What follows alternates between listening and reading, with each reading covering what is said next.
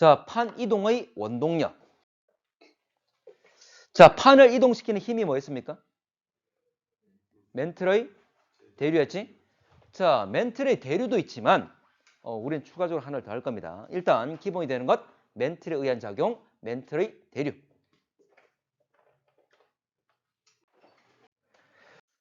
자, 멘틀의 대류. 실제로 우리가 알고 있는 연합권에서 부분 용융 상태이기 때문에 대류가 일어날 수 있고, 그래서 이 대류가 일어날 때 그 위에 실려있는 판들이 함께 움직인다 그 말이었잖아, 맞지? 자, 그런데 멘틀의 대류 외에 추가적인 힘이 있습니다. 물론 멘틀 대류가 추가되는 거지만 부가적으로 작용하는 힘들을 말해. 참고로 1번 멘틀이 상승할 때 마그마가 상승해서 새로운 판을 만들면서 계속 밀어내는 거잖아, 맞지? 그래서 이때 판 자체에서 작용하는 힘 중에 이 판을 만들면서 밀어내는 힘, 이걸 밀어내는 힘이라고 합니다. 자, 그러면 이렇게 만들어진 다음에 해령이 있고 해구까지 계속 확장돼서 이동돼 갈 거잖아, 맞지? 자, 근데 해령은 산맥으로서 높지. 근데 해구는 어떻죠? 해구는 낮죠? 물론 해령이 높고 쭉 서서히 낮아지다가 나중에 들어가는 곳까지 해구가 있습니다. 어쨌든 전체적으로 경사져 있기 때문에 높은 곳에서 낮은 곳으로 중력에 의해서 미끄러지는 힘이 작용합니다. 그래서 이 사이에 미끄러지는 힘. 자, 그리고 해양판이 대륙과 만나면 섭입돼 버리겠죠? 자, 어쨌거나 밀도가 상대적으로 큰 애가 파고 들어가면 같은 애보다는 중력을 더 많이 받게 될 거야. 그래서 이때 역시 중력에 의해서 잡아당기는 힘이 작용한다 이야기를 합니다. 자, 그러면 세 가지 한번 정리해 볼게. 밀어내는 힘, 미끄러지는 힘, 잡아당기는 힘. 자, 그러면 내용. 자, 원래 멘틀 대류는 연합권이 부분 용중 상태니까 현재 이 멘틀의 대류가 일어나고 그 위에 있는 실려있는 판이 함께 이동한다. 특히 멘틀 중에서도 저 위에 있는 연합권 부분에 있는 상부 멘틀, 그래 우리가 멘틀의 상부라는 표현을 쓴 겁니다.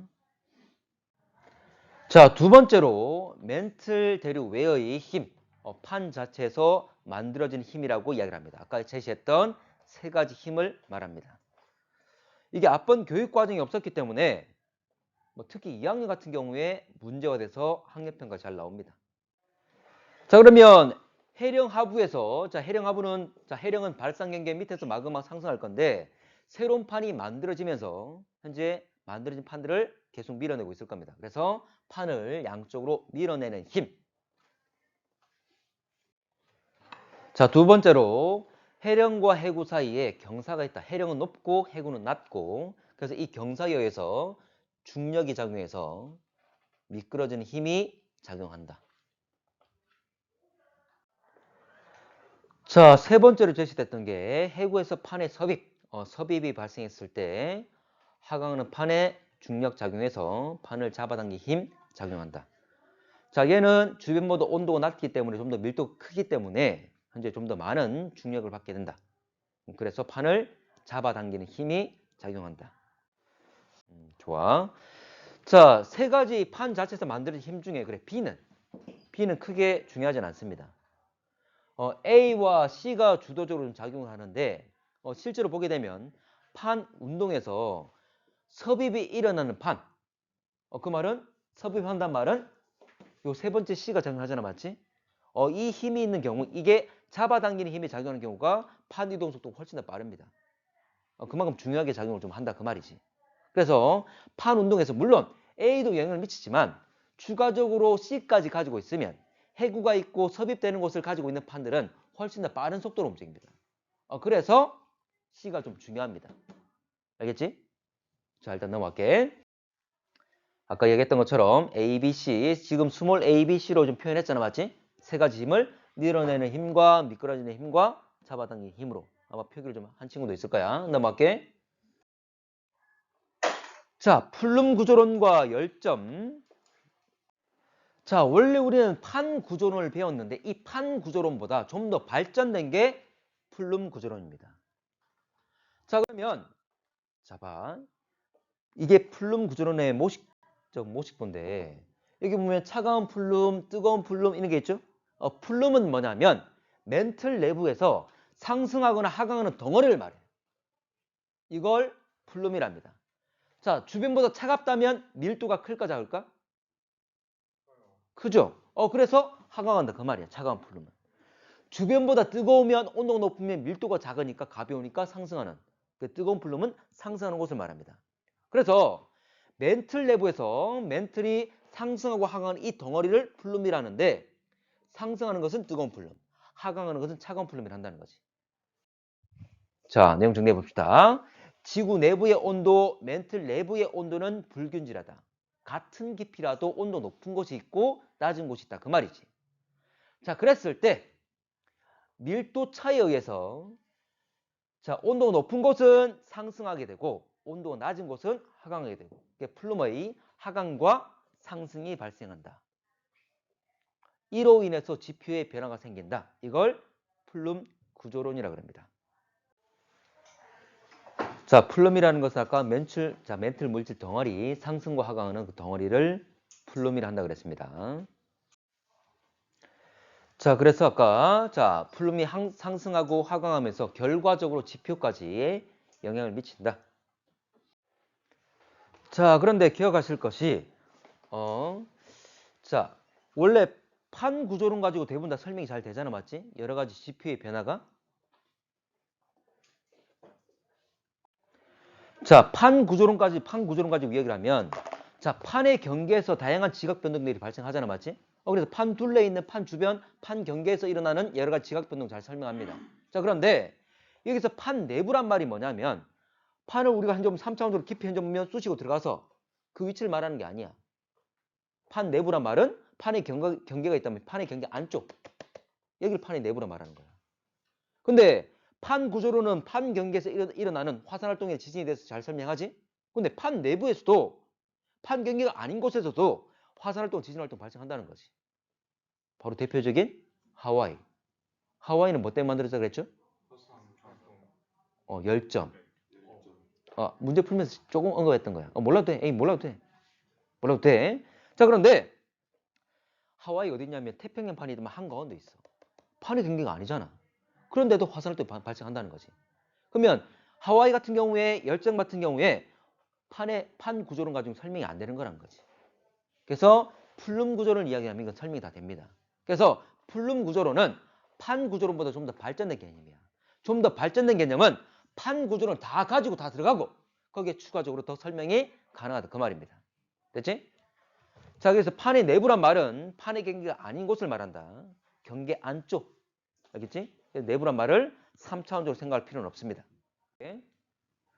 자, 화산활동 대표적인 예가 아까 하와이라 그랬습니다.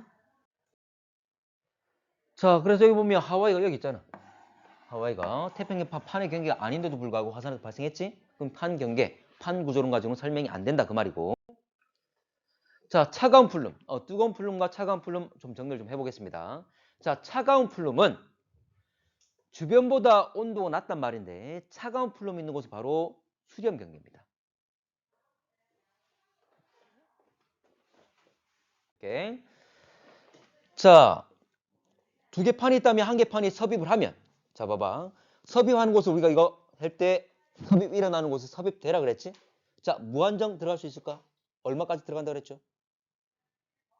깊이 기억납니까? 1000?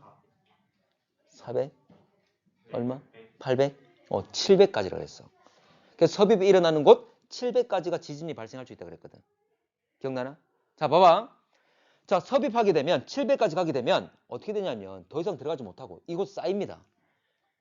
판의 현존면 위에 지표 부분에서는 계속 들어오고 이 700 부분에서 계속 누적이 되는 거지. 그러면 더 이상 들어가지 못하고 충분히 쌓인 다음에 이 덩어리 전체 덩어리가 밑으로 쭉 하강이 됩니다. 이 덩어리가 하강하는 이걸 차가운 플룸이라 한다는 거지. 됐나? 자, 하나만 더 할게. 자, 차가운 플룸이 들어갔어. 이거는 주변보다 온도가 낮은 놈이잖아, 맞지? 그러면 깊이가 깊어질수록 온도 어떻게 되죠? 원래는 올라가잖아, 맞지? 그러면 차가운 놈을 여기 넣어줬어. 그러면 주변에 어때? 온도가 막 혼란스럽겠지. 온도 구조가, 온도 분포가. 그래서 온도 교란이 막 일어납니다. 그러면서 막 출렁거리는 거야. 그러면 출렁거리다 보면 이보다 지금 차가운 플룸이 있는 곳에서 멀리 떨어진 곳에서 이놈의 작용에 의해서 상승하는 놈들이 생기는 거지. 이렇게 자극받아서 상승하는 놈을 뜨거운 플룸이라 하는 겁니다. 자, 뜨거운 플룸은 결과적으로 멘틀이 상승하는 곳이잖아, 맞지? 그럼 무슨 경계와 관련이 있을까? 발산 경계와. 그리고 화산 분출되는 열점과 관련된 겁니다. 자, 정리해볼게. 자, 수렴형 경계에 판이 섭입하게 되면 상부 멘틀과 하부 멘틀의 경계, 이게 700입니다. 상부 멘틀과 하부 멘틀 경계 700km. 이곳에 쌓이게 된다. 축적이 된다. 또는 머무른다 해서 체류란 말을 쓰기도 합니다. 자, 그러면 시간이 충분히 지나면 여기 쌓였다가 이놈이 하강하게 된다는 거지. 이게 차가운 플룸이다. 자, 그래서 섭입한 다음에 현재 700까지 갔다가 한 700 부근에 계속 쌓였다가 이 전체 덩어리가 내려가는 이걸 차가운 플룸이란다. 됐죠? 대표적인 예가 아시아 지역입니다. 자, 여기에 아시아가 있는데 참고로 이렇게 삐죽삐죽 되는 게 뭐냐면 섭입하는 거고, 돌출되어 있는 방향이 들어가는, 섭입하는 방향을 표현하고 있어. 그럼 봐봐. 유라시아판 주변은 다 어때? 다 섭입이 일어나고 있지. 맞나? 그러면 아시아 대륙이 있다면 이 밑에 다 섭입이 일어나고 있는 거야. 그럼 이 섭입한 것들이 어떤 밑에? 쌓여가지고 하강하게 되겠지. 차가운 플룸이 발생한다. 그 말입니다. 됐나? 그래서 아시아 주변에 섭입이 다 일어나면서 그 하부에 머물게 되고 쌓이게 되고 그 뒤에 차가운 플룸이, 하강하는 플룸이 형성된다는 거지. 자, 그러면 뜨거운 플룸. 자, 뜨거운 플룸은 차가운 플룸 섭입에 의해서 자극받아서 일어나게 될 건데, 결과적으로 차가운 플룸이, 자, 멘틀의 바닥. 멘틀의 바닥이란 말은 핵과 멘틀의 경계부분까지 내려간다. 그 말이죠. 자, 이렇게 내려가게 되면, 자, 지표분에 있던, 저 상부에 있던 차가운 놈이 들어갔기 때문에 현재 온도가 아주 불안정해진다. 그 말이지. 이 놈으로 인해서 상승하는 곳이 생긴다. 그래서 일부 문지 상승하는 것, 이걸 뜨거운 플룸, 플룸 상승류라고 한다. 자, 그러면 그림으로 보면 이렇습니다. 자, 지금 왼쪽 아래 보게 되면 해구라 적혀 있고 이거 섭입한 모습인데, 섭입하게 되면 자, 차가운 플룸. 자, 지표분에 있던 차가운 애가 들어오게 되면 현재 지하 심부에 온도 교란이 생기고 온도가 불안정해지고, 그러면서 다른 지역에서 이 자극에 의해서 상승하는 덩어리가 생긴다. 이게 바로 뜨거운 플룸입니다. 자, 참고로 남태평양과 아프리카가 대표적인 예입니다. 자, 하나만 더 이야기를 하면 차가운 플룸 같은 경우에는 여러분들 판의 경계에 어떤 애와 어떤 경계와 연관성이 있을까? 차가운 플룸은 수렴 경계와. 참고로 뜨거운 플룸 같은 경우는 결과적으로 멘틀이 상승하는 거잖아, 맞지? 그래서 발산 경계와 관련이 있는 겁니다. 그리고 열점도 관련이 있는 거야. 자, 남태평양과 아프리카 한번 볼게. 자, 남태평양. 물론 하와이는 북반구에 있지만 아래쪽 남태평양에 적도 부근에 타이트란 섬도 있죠? 얘들이 다 열점에 의한 겁니다. 플룸 상승류에 의한 것. 자, 그리고 아프리카 같은 경우에도 여러분들 동아프리카 열곡대 기억납니까? 아프리카가 갈라지면서 지금 홍해도 생겼잖아, 맞지? 그리고 지금도 계속 갈라지고 있습니다. 여기 역시 아프리카 하부에 뜨거운 플룸들이 올라오고 있어. 이게 대표적인 예입니다. 자, 이제 열점. 자, 영어로 핫스팟. 열점. 그대로지? 자, 열점은 뭐냐면 말 그대로 지하 심부에 끊임없이 마그마를 생성하고 분출하고 있는 그 근원 지점을 열점이라고 합니다. 자, 아까도 얘기했지만 열점은 플룸 상승류라고 그랬어. 어떤 곳은 발산 경계가 될 수도 있고 어떤 곳은 열점이 될 수도 있는 거고. 자, 그래서 열점 있는 곳은 지하 심부 생각을 하셔야 되고, 자, 그래서 끊임없이 마그마를 만들고 분출합니다. 한 번에 끝나는 게 아닙니다. 계속 마그마가 계속 한번 터지고 또 시간 지나면 또 올라오고 또 올라오고 계속 반복적으로 일어납니다. 자, 이 지점은 아까 멘틀과 외핵의 경계 또는 멘틀과 핵의 경계, 뭐 오답으로 외핵과 내핵의 경계 이렇게 제시하는 경우도 있지. 다 틀렸죠? 또는 깊이가 700km다 이렇게 제시하는 경우도 있어. 여러분들 멘틀의 제일 바닥이 얼마쯤 됐죠? 기억나나? 4,000? 지구의 반지름은? 6,400. 참고로 지각은 두꺼워봤자 80 전후입니다. 자, 근데 멘틀의 끝은 2900. 외액의 끝은 5100. 그리고 내기 6400 중심까지. 그래서 2900 정도 됩니다. 가볼게. 자, 열점은 자, 아주 깊은 곳에 있습니다. 아까 외액과 멘틀의 경계라 했는데 자, 위에 있는 판들은 움직여 안 움직여? 움직이죠. 그렇지만 얘는 지하 심부에 있어서 위치가 고정되어 있습니다. 이동하지 않습니다. 자, 그러면 열점 관련된 내용을 좀 이야기 좀 해보면 자, 앞번에 우리가 문제 풀면서 뭐 열점 대표적인 예가 아까 어디였죠? 하와이. 이거 좀 언급을 좀 했던 부분이야. 자, 그래서 열점은 판의 내부에도 분포를 많이 합니다. 판의 내부란 말은 판의 경계가 아닌 쪽에도 존재한다 그 말이지. 자, 그래서 원래 판 구조로는 판의 경계에서 일어나고 있는 여러 가지 지각 변동, 화산 활동, 지진을 설명할 수 있어. 근데 판 경계가 아닌 곳에서 일어나는 화산 활동 설명할 수 없잖아, 맞지? 바로 이 열점 가지고 설명이 가능하다는 거지. 자, 그리고 자, 판의 내부에도 뭐 내부만 말한 게 아니라 내부에도 그 말은 여러분들 열점은 판의 내부에도 존재하지만 판의 경계에도 존재하는 경우도 있습니다. 대표적인 예가 아이슬란드라는 나라. 아이슬란드라는 나라가 바로 열점에 의해서 만들어진 거야. 근데 아이슬란드 나라는 어디 있죠? 고위도인데 대서양 중앙 해령 있지? 해령 위에 그 나라가 실려 있지. 그래서 아이슬란드는 계속 쪼개지고 있잖아. 갈라지고 있잖아. 해령 위에 있기 때문에. 근데 해령은 무슨 경계? 발상 경계. 그 경계 위에 열점으로 인해서 만들어져 있다고. 됐나?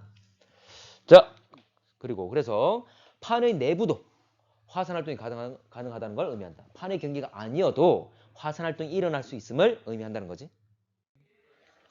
자, 그리고 하나 더 할 수 있는 것이 열점에 의한 화산 섬들을 분석하게 되면 판의 이동 방향이나 속도를 결정할 수가 있습니다. 모든 판의 이동 방향과 속력을 알 수 있다는 말이 아니라 그 열점 위에 있는 판에 형성되어 있는 화산 섬들을 분석하면 판의 이동 방향, 이동 속력을 알 수 있다.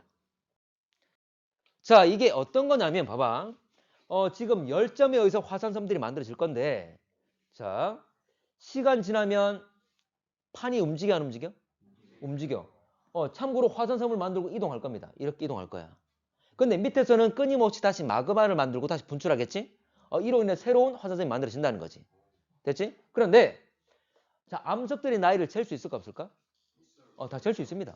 절대 연령이라서 방사성 동위원소 분석하면 어쨌든 잴 수 있어. 그러면 이 암석들의 연령을 재고 이동거리 알아 몰라? 거리 잴 수 있죠? 그러면 이 둘 간의 거리가 얼마고 나이가 얼마 차이 날 거니 시간이 얼마나 흘렀는지 알 수 있지. 그럼 결과적으로 시간과 거리 알 거니까 뭘 할 수 있다? 속력할 수 있는 거지. 그리고 지금 이쪽 왼쪽이 나이가 많고 오른쪽 나이가 어리잖아, 맞지? 그러면 나이가 어린 쪽에서 나이 많은 쪽으로 이동해 갔음을 알 수 있는 거지. 그래서 판의 이동 방향과 속력할 수 있다 그 말입니다. 자, 대표적인 게 바로 하와이가 되는데 자, 마그마가 그대로 상승해서 분출되겠죠? 자, 그런데 그래서 화산섬들이 만들어지고 쭉 계속 나열되는 거지. 지금 이렇게 열도, 하와이 열도가 이렇게 나열됐단 말은 이런 식으로 판이 이동했음을 알려준다 그 말이지. 물론 우리 하와이 열도라고 말을 썼지만 여러분들 지도상에서 하와이 섬은 몇 개 안 보입니다. 대부분 다 이렇게 물속에 잠겨 있는 거야. 근데 실제로 따져보게 되면 이런 화산에 의한 게 줄줄이 나열되어 있습니다. 실제로 이렇게 돼 있어. 실제로 여기가 하와이가 있는 거고 우리 눈에 보이지 않지만 물에 잠겨 있지만 많은 화산, 해산들이 쭉 물속에 잠겨 있어. 자, 이들 나이를 잴 수 있다 없다? 있다. 그러면 여기 하와이 돼 있는 곳이 나이가 가장 어리고 가장 먼 곳이 나이가 많습니다. 자, 움직이는 방향이 두 가지죠. 자, 참고로 나이 어린 곳에 열점이 존재하겠지? 그리고 이동 방향 이렇게 움직였어. 자, 그러면 움직이는 방향 방위를 말하면 아래 거는 서북서, 위에 거는 북북서 방향으로 움직였다라고 얘기할 수 있습니다. 전 말이 비슷해 보이지?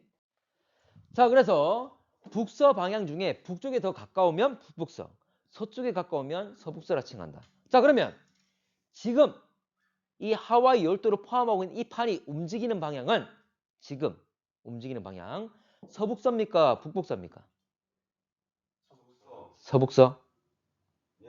맞습니까? 용의 생각은? 서북서. 서북서 맞습니다. 현재 움직임은. 자, 예를 들어 이런 거지. 자, 하나 꺼볼게. 자, 화산이 지금 만들어진다고 한번 쳐볼게. 자, 그래서 현재 움직임은 서북서 방향이다. 자, 그리고 판의 운동 방향을 묻는다면 판은 지금 봐봐. 이렇게 됐지?